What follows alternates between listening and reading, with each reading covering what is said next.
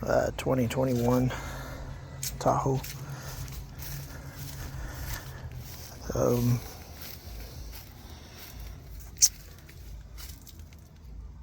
How to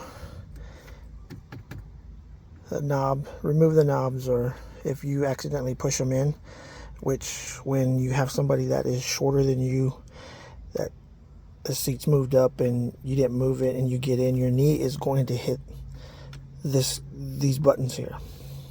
In case this one did for me, I popped it back in place, which by removing this panel here, once you remove it, pop it off real quick, and then you pop off the side panel, just popping it off, pulling it off.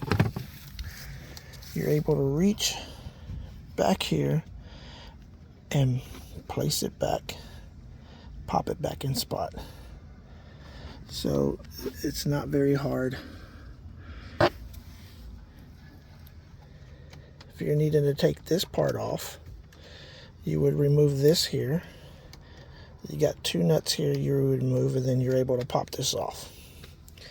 So I'm about to put it back together. Hopefully that helps.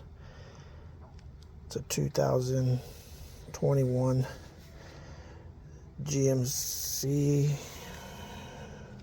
Yukon.